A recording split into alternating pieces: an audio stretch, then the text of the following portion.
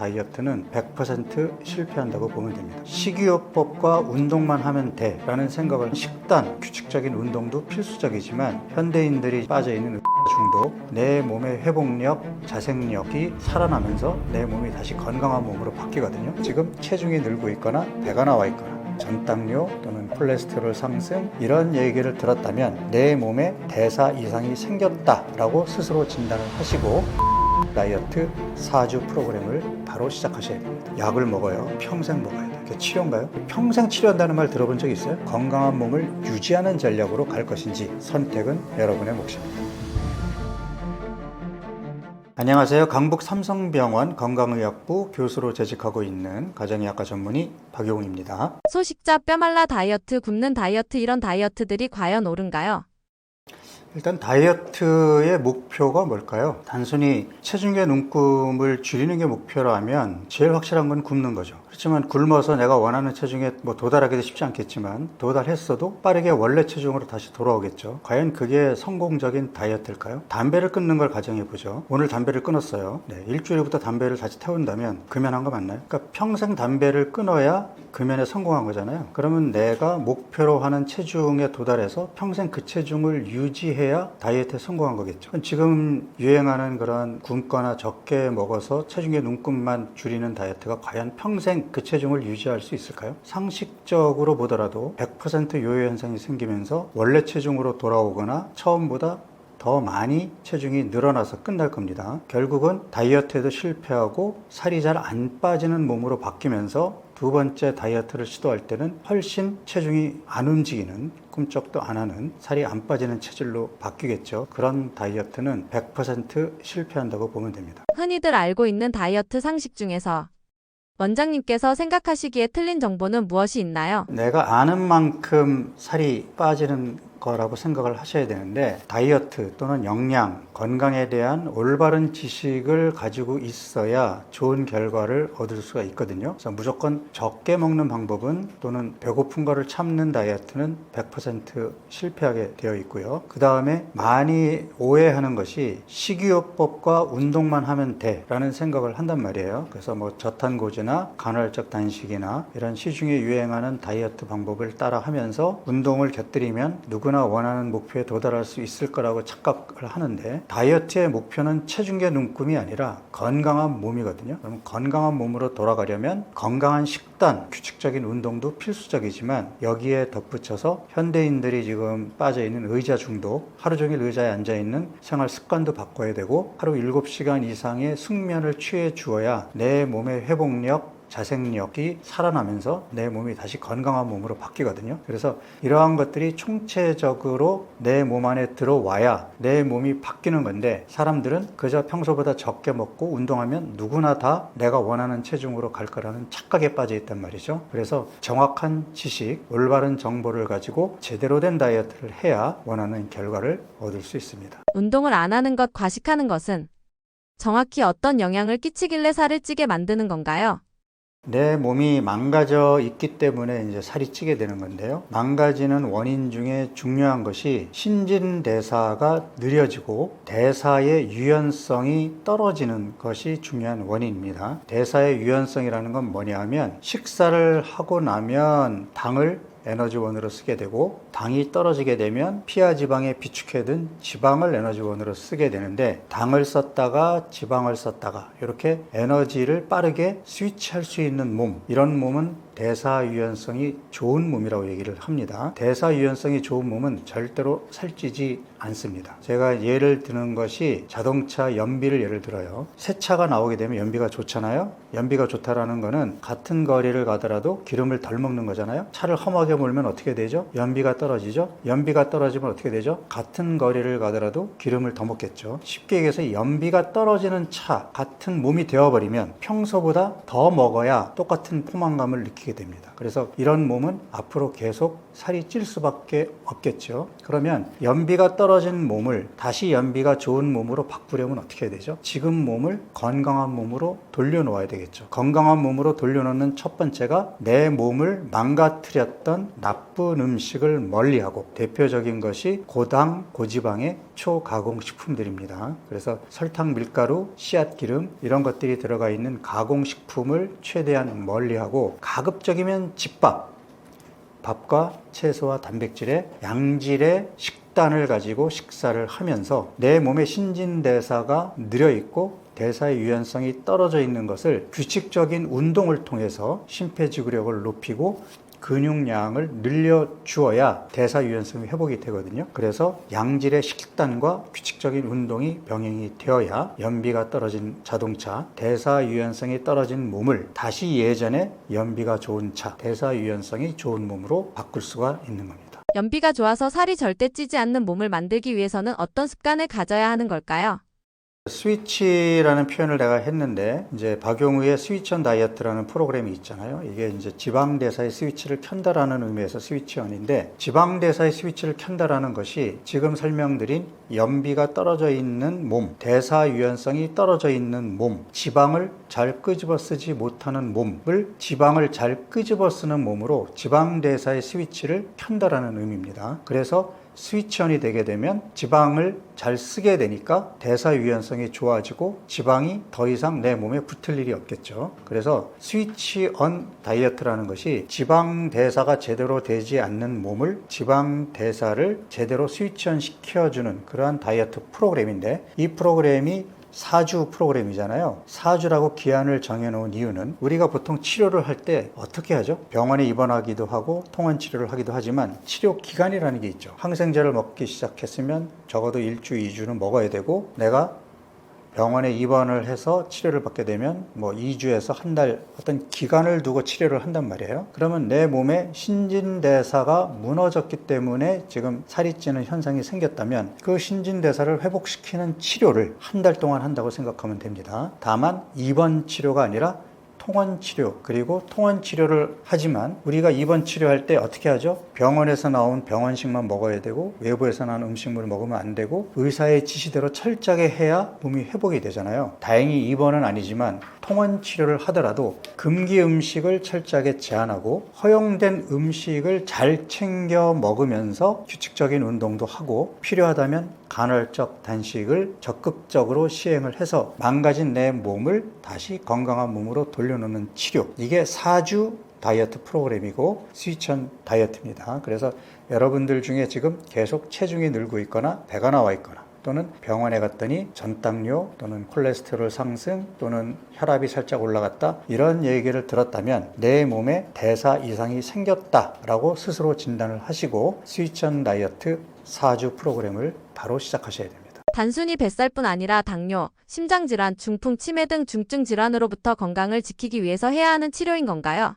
대사 이상인 몸을 그냥 방치하면 어떻게 될까요? 혈압은 계속 올라갈 거고, 혈당도 조절이 안 되면서 야금야금 올라가게 될 거고, 콜레스테롤 수치도 상승하게 될 거고, 간에 기름이 점점 더 많이 끼게 될 거고, 뱃살은 점점 더 늘어나게 되겠죠. 그러면 그 다음에 우리가 평생 약을 먹어야 되는 고혈압, 당뇨병, 고지혈증으로 갈 거고요. 조금 이른 시기에 나타나는 것이 심장질환이죠. 심혈관질환이라고 하는 협심증이나 심근경색이 나타날 거고요. 조금 더 나이가 들게 되면 중풍이라고 얘기하는 뇌혈관질환, 뇌경색이 생기겠고, 더 나이가 들면 치매가 오겠죠. 그러면 과거에는 고혈압, 당뇨, 고지혈증 또는 심혈관질환, 이것을 성인병, 중년 이후에 생기는 병이라고 얘기했어요. 45세 이후에 생기는 병이라고 얘기했는데, 최근 들어서 40세 미만의 당뇨 환자들이 급증하고 있거든요. 왜 그럴까요? 당뇨뿐 아니라 고지혈증, 고혈압, 비만 환자도 계속 늘고 있지만 꾸준하게 늘고 있거든요. 왜 그럴까요? 초기 단계에서 내 몸에 대사 이상이 생겼을 때 적극적으로 치료하지 않고 그냥 방치해 두었다가 생긴 결과물이거든요. 그러면 여러분들이 지금 주변에 고혈압, 당뇨, 고지혈증 환자들 보면 어떻죠? 약을 먹어요. 언제까지 먹죠? 평생 먹어야 돼요. 그게 치료인가요? 평생 먹는 거예요. 여러분들이 평생 치료한다는 말 들어본 적 있어요? 치료는 감기 치료 어떻게 해요? 약을 먹든 저절로 낫기도 하지만 일주일 지나서 감기가 나오면 치료가 끝난 거잖아요. 병이 나야 치료가 된 거거든요.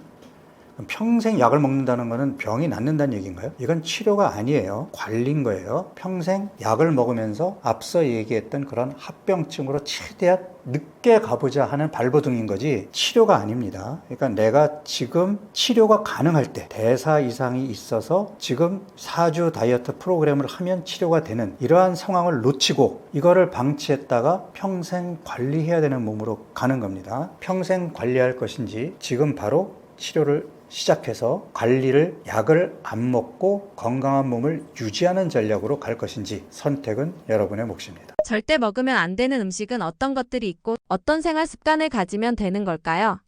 스위치 다이어트 4주 치료 프로그램에는 칼로리를 계산하지 않습니다. 그리고 적게 먹으라고 얘기 안 해요. 배불리 먹으라고 얘기합니다. 왜냐하면 우리 몸속 포만감 호르몬을 회복시켜야 되기 때문에 배고프게 먹는 다이어트는 무조건 실패하게 되어 있습니다. 그러면 포만감 있게 어떤 음식을 먹어야 될까요? 당연히 내 몸을 더 건강하게 만드는 음식을 먹어야 되겠죠. 첫 번째가 내 몸에 자연스럽게 생리적으로 포만감을 주는 식이섬유와 단백질이 풍부한 음식을 먹어야 되겠죠. 이게 첫 번째입니다.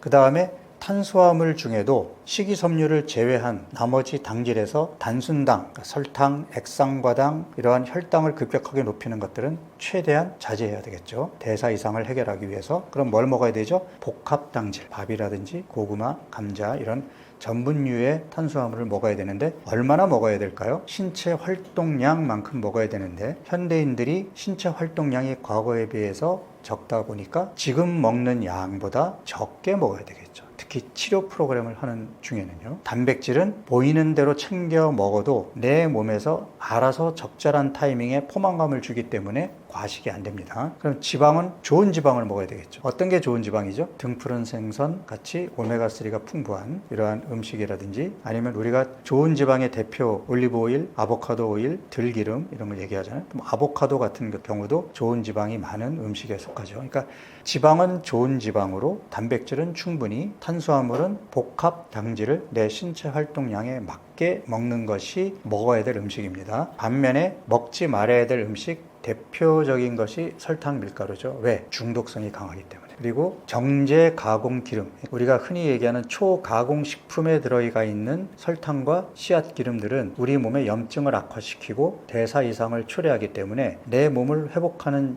기간 동안에는 철저하게 금해야 됩니다. 그래서 4주 기간 동안에 절대 못 먹게 하는데 많이 질문을 받는 게 조금만 먹어도 안 돼요 라는 질문을 받는데 이거는 칼로리의 개념이 아니에요. 입에 들어오는 순간 중독성 있는 음식이기 때문에 뇌의 도파민을 자극해서 바로 다이어트를 실패하게 만듭니다. 절대로 한 달 동안 금해야 되고 첫 일주일이 힘들지 일주일만 잘 참잖아요. 안 땡깁니다. 그래서 우리가 이러한 음식에서 벗어나서 나의 미각과 뇌를 리세팅할 수 있는 프로그램, 이게 바로 박용우의 4주 다이어트 치료 프로그램이고요. 이 프로그램을 하는 동안에 뭘 먹어야 되죠? 자, 먹지 말아야 될 거 알겠어요? 먹어야 될 거 알겠어요? 어떻게 먹어야 되죠? 하는 그러한 질문에 대답을 하기 위해서 이렇게 스위치 온 다이어트 레시피북을 만들었거든요. 집에서 여러분들이 그러니까 식사를 직접 만들어 먹을 때에 이 스위치 온 다이어트 레시피북을 참고하신다면 음식을 이렇게 만들어 먹으면 맛도 있고 건강도 챙길 수 있구나 하는 것을 여러분들이 스스로 깨달으실 수 있을 것입니다. 혈당 관리가 중요한 이유는 무엇일까요?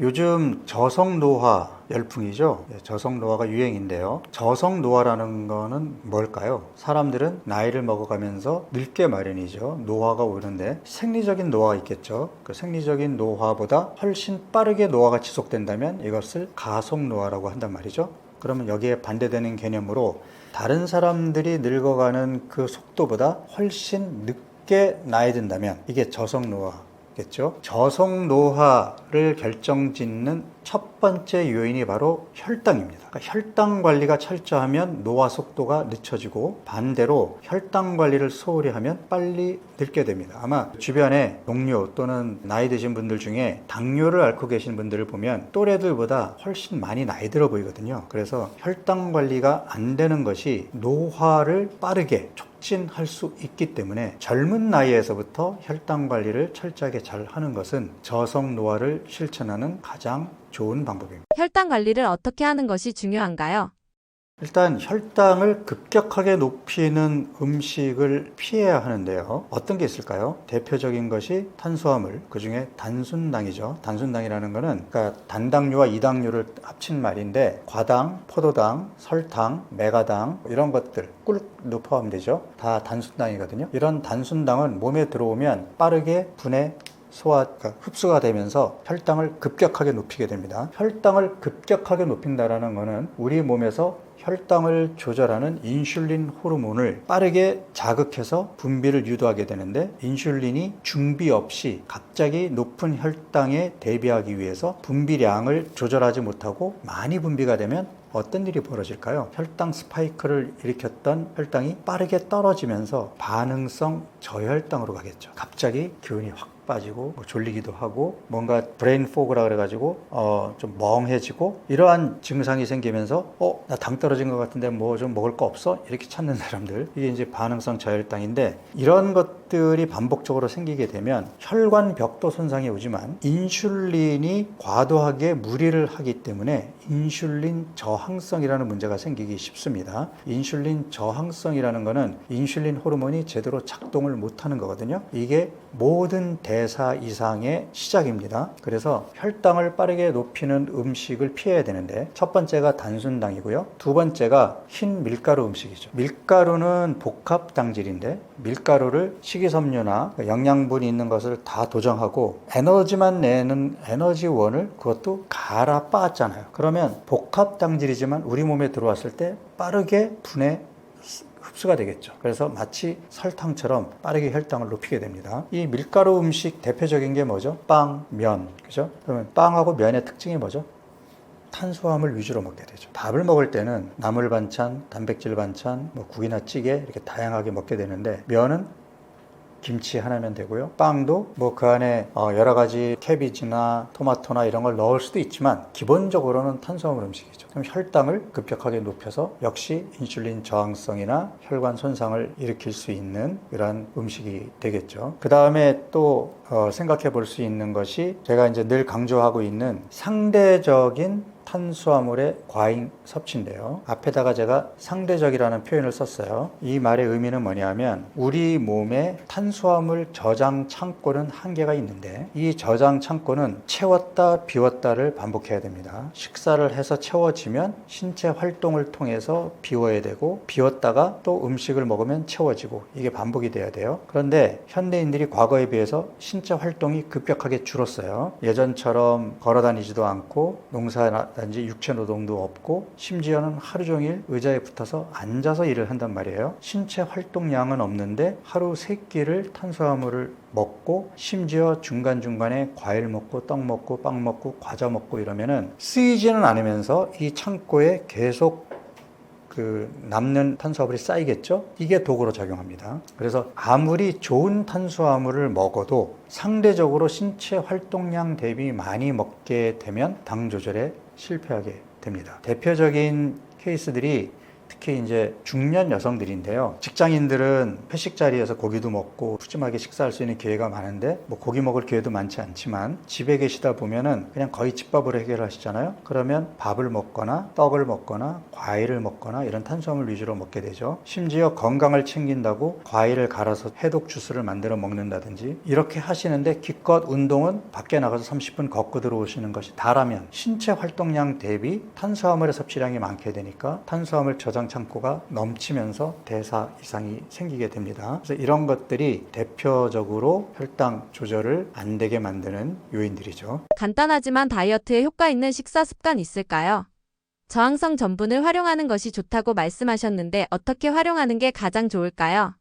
일단은 내가 먹는 음식도 조심을 해야 되지만 음식을 먹는 방법도 영향을 줍니다. 예를 들어서 똑같은 식단인데 내가 밥을 먼저 먹느냐 아니면 채소 단백질 반찬으로 살짝 배를 채운 후에 밥을 먹느냐에 따라서 혈당이 차이가 납니다. 마치 우리가 공복 상태에서 술을 마실 때와 위장에 음식이 들어있는 상태에서 술을 마실 때 혈중 알코올 농도가 3배 이상 차이가 나는 것과 비슷한 이치인데요. 혈당이라는 거는 혈중 포도당 농도거든요. 그러면 빈속에 처음부터 밥으로 시작했을 때와 빈속에 채소 반찬, 단백질 반찬으로 조금 배를 채운 후에 그 다음에 밥을 먹었을 때에는 혈 혈중 혈액 내의 포도당 농도가 크게 차이가 납니다. 그래서 배를 조금 채우고 늦게 밥을 먹는 습관을 갖게 되면 혈당을 급격하게 올리는 것을 막을 수 있기 때문에 인슐린이 부담을 덜 느끼게 되겠죠. 그래서 이런 식사 패턴을 갖는 것도 좋은 방법이고요. 그 다음에 먹고 나서는 무조건 나가서 10분 이상 걸어랍니다. 식사를 하고 나면 혈당이 당연히 올라갈 텐데 올라간 혈당을 붙잡아주는 중요한 장기가 바로 근육입니다. 그래서 먹자마자 엘리베이터 타고 사무실에 들어와서 앉아있게 되면 올라간 혈당을 잡아줄 수 있는 게 간과 피하 지방밖에 없어요. 굉장히 부담스럽죠. 인슐린이 무리를 하게 됩니다. 그래서 밥 먹고 나서는 최소 10분에서 20분을 걸으면 근육이 적극적으로 당을 흡수해 주기 때문에 인슐린이 그만큼 로딩을 덜 수가 있고 피하 지방이나 간도 일을 덜을 수 있어서 대사 이상으로 가는 것을 줄일 수가 있겠죠. 그 다음에 저항성 전분이라고 해서 우리가 밥을 랩에 싸가지고 냉장고에 넣어두면은 한 4시간, 5시간 정도 있게 되면 그 안에서 탄수화물의 변성이 생기면서 우리 몸에 들어왔을 때 쉽게 소화 흡수가 되지 않고 대장까지 내려가는 이러한 저항성 전분으로 바뀌게 되거든요. 그래서 다 바뀌는 건 아니고 그 중에 적게는 5%에서 뭐 많으면 한 20% 내외로 바뀌게 되는데 이렇게 되면 같은 양의 탄수화물을 먹더라도 상대적으로 소화 흡수되는 양이 적으니까 혈당 조절에도 유리하고 체중 조절에도 도움이 될 수 있겠죠. 그리고 세컨드 밀 효과라는 게 있는데 내가 지금 식사를 할 때 요 전 끼니에 무엇을 먹었는지에 따라서 요번에 식사한 것에 혈당에도 영향을 줍니다. 그래서 전 끼니에 고당질 식사, 그러니까 탄수화물이 많은 식사를 해서 혈당 스파이크가 한번 생겼다면 그 다음 끼니에 또 탄수화물을 먹게 되면 혈당 스파이크가 반복되는 결과가 생깁니다. 반면에 전번 끼니에서 혈당을 서서히 올리는 그러한 식단으로 식사를 하게 되면 두 번째 식사에서는 같은 메뉴를 먹더라도 상대적으로 혈당이 덜 올라가게 됩니다. 그래서 이거를 세컨드 밀 효과라고 얘기하는데 일반적으로 박용우 다이어트에서는 일어나서 아침을 먹는 첫 번째 식사를 가급적이면 탄수화물보다는 단백질 쉐이커의 형태로 먹으면서 뭐 그릭 요거트, 플레인 요거트에다가 블루베리 조금 넣어서 먹는 그러한 식단을 권하거든요. 이렇게 식사를 하고 점심 식사에 밥을 먹게 되면 탄수화물이 첫 번째로 들어오는 것이긴 하나 아침 식사에서 한번 워밍업을 했기 때문에 혈당 스파이크가 생기지도 않을 뿐더러 아침 식사에서 탄수화물이 충분히 들어오지 않았으므로 세컨드 밀 효과에 의해서 혈당도 천천히 올라가는 그러한 효과가 생깁니다. 그래서 이런 세컨드 밀 효과를 활용하는 것도 도움이 될 수 있습니다. 딱 4주 만에 살찌지 않는 몸이 되는 다이어트 방법을 소개해 주셨는데 다이어트를 진행하면서 유의해야 할 사항은 없을까요?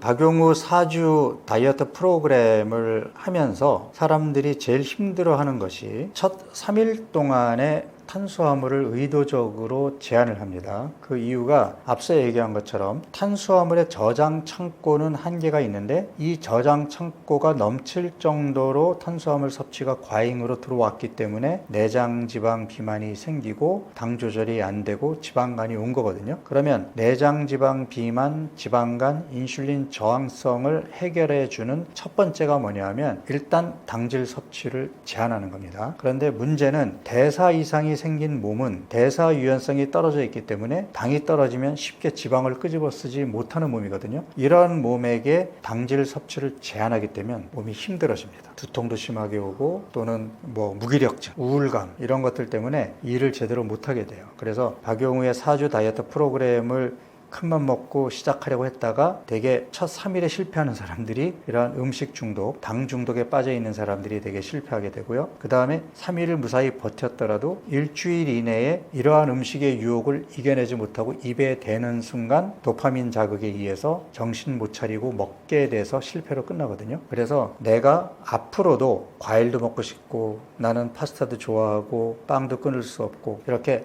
탄수화물 매니아들은 나는 이거 못 끊어서 다이어트 못해 라고 지레 결정 짓기보다는 평생 이런 음식을 먹어도 대사 이상이 생기지 않는 몸을 만들면 되지 않을까 하는 생각을 해봅니다. 그래서 박용우 4주 다이어트 치료 프로그램이 비록 한 달 동안은 이러한 음식을 못 먹게 하지만 그 한 달 동안 집중적으로 내 몸을 관리해서 다시 대사 이상이 좋아진 몸, 대사 유연성이 좋아진 몸으로 바뀐다면 그 다음에 과일 먹고 파스타를 먹는다고 무슨 문제가 생길까요? 지금 지방간과 인슐린 저항성이 있는데 그래서 그로 인해서 뱃살이 나와 있는데 이거를 해결하지 못하고 나는 당을 끊지 못하니 나는 빵을 끊지 못하니 그냥 이렇게 살래. 그러면 어느 순간은 당뇨가 와서 본인이 더 먹고 싶어도 의사 선생님께서 이런 음식 절대로 먹으면 안 됩니다 라는 그러한 선고를 내릴 때가 올지 모릅니다. 그런 선고가 내릴 때까지 아무 생각 없이 그냥 먹으면서 편하게 지내실 건지, 때로는 사랑하는 밀가루 음식과 과일을 조금 멀리 했다가 내 몸이 건강해지면 다시 또 즐기면서 평생을 이러한 음식과 함께 살 건지, 이것도 선택은 여러분의 몫입니다. 평생 이런 음식을 먹어도 대사 이상이 생기지 않는 몸을 만들면 되지 않을까 하는 생각을 해봅니다. 그래서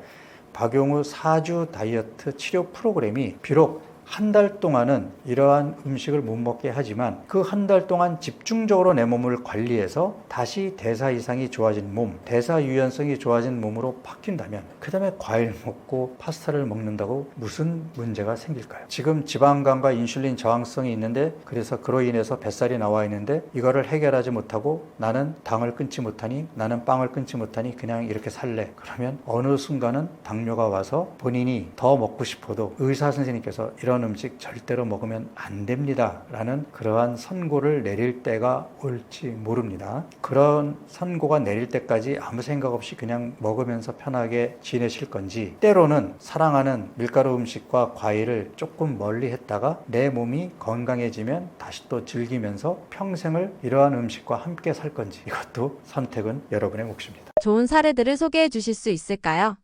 저를 찾아오시는 환자분들이 굉장히 많으신데 특히 저는 이제 중년 여성들, 그러니까 50대, 60대 여성분들이 특히 많이 찾아오시거든요. 이게 대사 이상이 갱년기 전후로 크게 바뀝니다. 여성들은 폐경 전에는 그나마 인슐린 저항성에도 저항력을 갖추게 되고 그래서 식사 후에 티라미수 케이크를 먹더라도 쉽게 배가 안 나옵니다. 남자들에 비해서. 그렇지만 폐경을 겪고 나서부터는 몸이 완전히 바뀝니다. 그러니까 본격적으로 배가 나오기 시작하고 인슐린 저항성이 심해지면서 혈당, 콜레스테롤도 확 올라가는 이러한 대사 이상을 겪게 되거든요. 가장 중요한 거는 갱년기가 오기 전 단계에서부터 갱년기 이후를 대비해서 몸 관리를 하는 거죠. 규칙적으로 운동하고 당 중독에서 벗어나고 좋은 음식 챙겨 먹으려고 해야 된단 말이에요. 저한테 오신 환자분 중에 정말 과일을 사랑하시는 분이 계셨습니다. 60대 초반의 여성이었는데 뚱뚱하지도 않아요. 그러니까 그냥 언뜻 보면은 그냥 정상 체형에 배만 조금 나오셨어요. 근데 전당뇨였고 콜레스테롤 수치가 좀 높았어요. 이분이 이제 제 프로그램을 하러 오셨는데 제가 3주 동안 과일을 끊어야 된다고 말씀드렸더니 꼭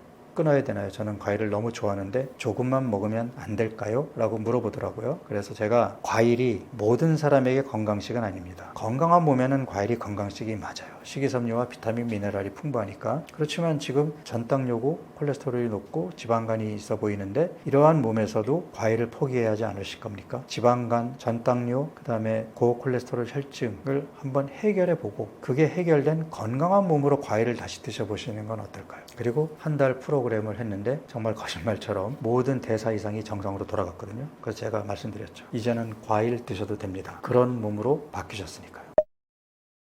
여러분들이 박용우의 스위치온 4주 다이어트 치료 프로그램을 통해서 건강해지기를 바라는 마음으로 집에서 여러분들이 쉽게 해 드실 수 있는 레시피를 모아서 책으로 출간을 했습니다. 관심 있는 분들은 구입하셔서 읽어보시고 실제로 여기에 소개되어 있는 메뉴들을 한번 만들어 보시게 되면 이런 게 건강식이구나, 건강식을 먹으니까 내 몸이 이렇게 달라지는구나 하는 것을 몸소 체험하실 수 있을 겁니다. 내 몸이 바뀌는 것을 여러분들이 주관적으로 느끼셔야 이게 긍정적인 피드백으로 작용을 해서 더 건강한 몸으로 한층 더 가까이 갈 수 있게 됩니다. 건강한 음식으로 지금보다 더 건강한 몸 만드시기 바랍니다.